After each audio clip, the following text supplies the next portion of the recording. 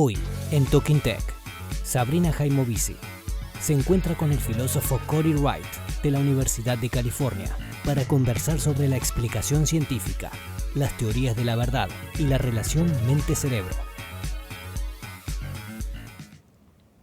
Hi, Cory. Thank you so much for being here with us. My pleasure.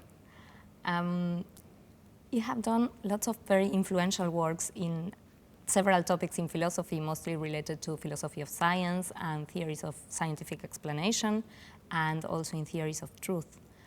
How did you decide to become a philosopher? I have maybe a slightly more unusual story because I was never a philosophy major to begin with. I ended up going to a small college where I studied Roman archaeology and some neuropsychology. And so the main way I got into philosophy was through a book called Truth in Context by Michael Lynch. It was after I had sort of left the university, and the sort of professors that I sort of knew and stayed in touch with, they sort of put me onto that book and then sort of advised me to go find out who the author was and to sort of study with him. So that's what I did. And when I started graduate school, I really had very little philosophy background. I think I had a half-semester course on Hannah Arendt. That was the sum total of my background in philosophy. Yeah. So it's not the best way to get into philosophy in graduate school, but that's how I got my start. And what drew you to philosophy of science in particular? Well, so my mother was in the medical profession, so I always had a sort of background in medicine a little bit, and studying psychology was the primary interest of mine.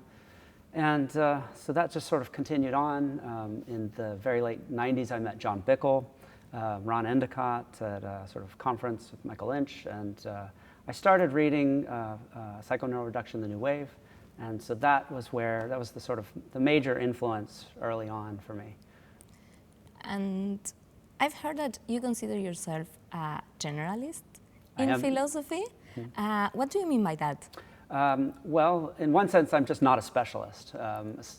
There's not any particular one very narrow topic that I've tried to sort of think about for in depth for years and years and years. There's a lot of things I find interesting about philosophy. Philosophy of science, of course, is what I'm most familiar with, but also things on truth and semantics, language, a number of things, even environmental ethics I care about, some sort of history of philosophy. There's a lot of things about philosophy that I think are interesting and fascinating to think about.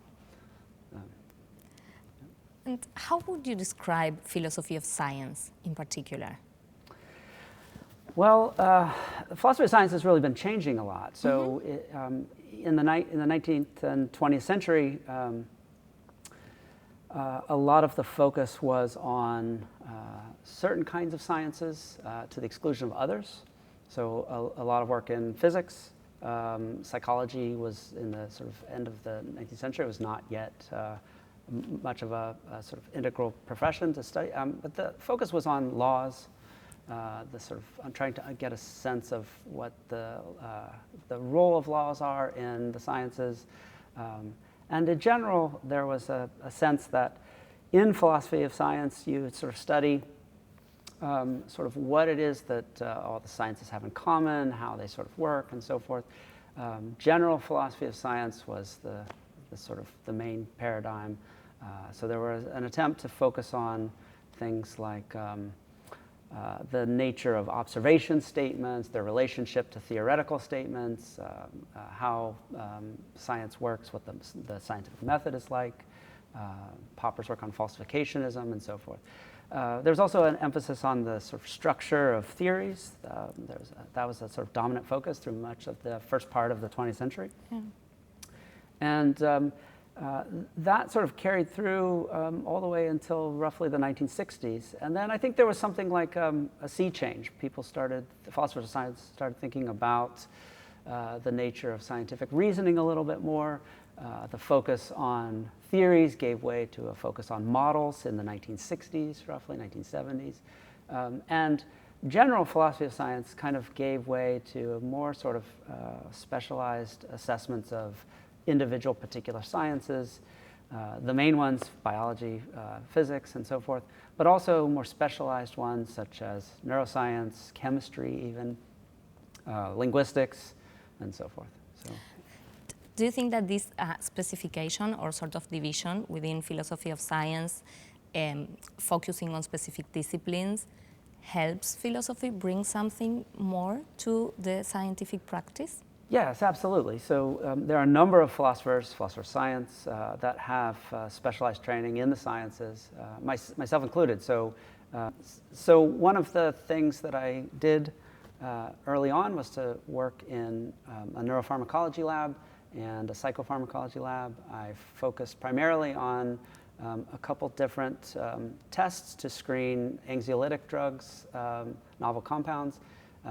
That work was primarily on chronic pain and acute pain, and then when I got to my UC San Diego for doctoral studies, I focused on pleasure and intracranial self-simulation paradigms and things like that.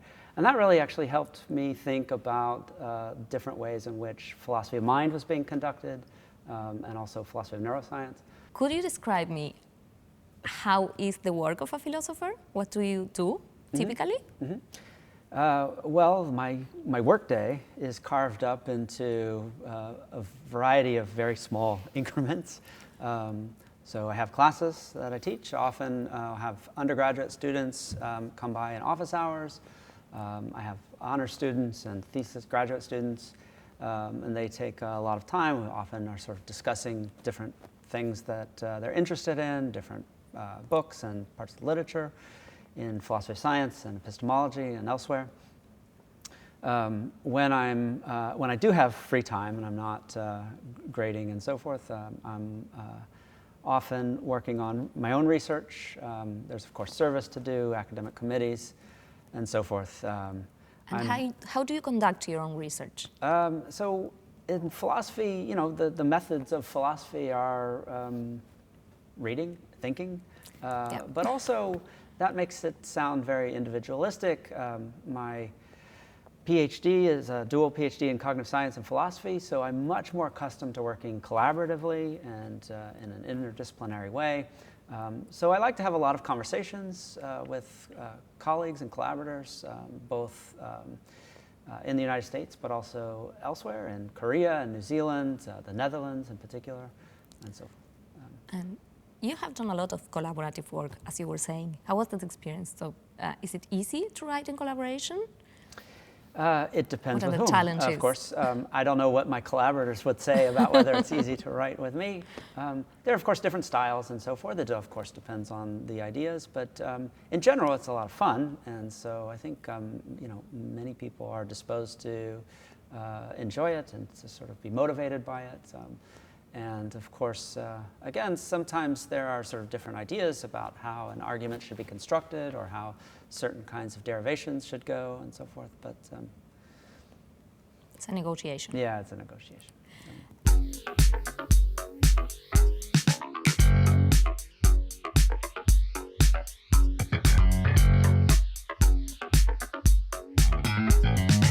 Let me ask you about your work on scientific explanation. You have said that explanations are the sort of things that need to be spelled out and not laid out. Mm-hmm. What do you mean by that? In general, I think that the study of explanation is always has had its home in epistemology, and is part and parcel of the study of knowledge in general and scientific knowledge in particular. I think that most philosophers of science, maybe even all, depending on who you ask, would say something like, to give an explanation is always to account for something. And to account for something always necessitates that explanations are representations. And so when you are talking about what explanations are, you're asking the sort of metaphysical question about explanations, then your focus is on the representations. And I think in some sense, those kinds of questions about what explanations are not particularly interesting. Okay. I think that maybe there's different ways of thinking about what kinds of representations are involved. That could be interesting. So whether explanations are primarily propositional. They're sets of propositions, or if you think of them maybe as something that's articulable, assertions or a kind of speech act. There's different ways of thinking about explanations that way. I think are incredibly interesting.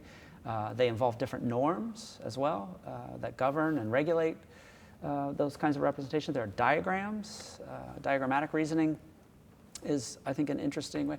But in general, all of them are essentially representations that account for, or are attempting to account for, the phenomena.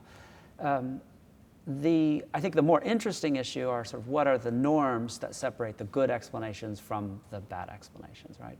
The idea that explanations are something to be laid out, like you would lay them out, say, on a table or something like that. Well, then you've sort of switched from representation talk to talk of explanations as what's represented, right? And so that's the very phenomena that you are supposed to explain. Yeah, that's right. It's the phenomena that you're trying to account for. That view goes under the name the ontic conception. The former view goes under the name the epistemic conception. Could you tell me about the relation between explanation and truth? Well, sure. I think it depends on what kind of conception you have. So on the ontic conception, for instance, explanations aren't true or false. They couldn't be, because explanations aren't representations. So you wouldn't say, this mechanism is true or something like that. It just doesn't make sense. On the epistemic view, where explanations are representations or complexes of representations that aim at knowledge, given that knowledge entails truth, those explanations will also aim at truth. Truth is a sort of governing norm of explanations. And it's part of what makes an explanation a good explanation, right? If the explanation is giving an account of what the phenomenon is, the explanation ought to be true, right? So it's a very simple and straightforward relationship. I think a lot of philosophers of science, some of them focus on truth to some extent, but truth is often the sort of province of philosophers of language and logicians a bit, and philosophers of science don't always sort of communicate with those groups of people. And you have 2 kids in elementary school. Are they interested in philosophy or science? They're very different. My older son is in 7th grade, Avery, and he has a very philosophical mind, and I think in part because both of his parents are philosophers, and I think for that very reason he's less interested. Sorry, no. Yeah, my younger son, August, also very inquisitive and so forth. I think he's actually much more conversant about Kant and Wittgenstein and so forth. Wow. He's Right. 10 years old and in 4th grade. And so is there a lot of philosophical talk at home? With the children, they know when to head off those kinds of conversations. Generally, no. I think my partner and I, Nellie Wieland, we have so much going on at work that we don't really spend much time talking about philosophy after the workday. Otherwise, it crowds out everything about personal life. So. Yeah, but maybe there's a certain vocabulary that you're used to employ that has a lot of philosophical terms or ideas that they are already picking up? Sure. Or do you think that happens? A little bit. I mean, I was generally educated in a sort of liberal arts tradition, which really sort of transcends a lot of philosophy and philosophical jargon anyways. Nellie is not, she's a philosopher of linguistics and language. She does normative ethics and so forth. But she generally reads a lot. And so a lot of our conversations about life and art and happenings and events and so forth are not sort of grounded in. So what I was thinking about was a personal story of my husband telling my 6-month-old son, who was looking at a stuffed elephant toy and a rubber elephant toy, and he was looking at both, and my husband went, "Yeah, that's right. Those are 2 instances of the same category." So that's what I was thinking about. Like we talk to them in a very specific way sometimes, and I suppose this will have an impact on the way they conceptualize things in the future and growing up. Yeah, And it's, I think that when children are young, 4, 5, 6, 7, 8, they're very inquisitive, and it's often wonderful to sort of help them make these kinds of distinctions. But of course, when they're sort of preteens, 12, 13, right, teenager years are a whole different animal, so. Yeah, I suppose. Cory, let me ask you a last question. What would be your advice for a young student of philosophy? There's a lot to learn in philosophy. Philosophy has the sort of challenge in which everything is open and available. There's no subject that philosophers, at least in principle, can't study or think about, and so forth.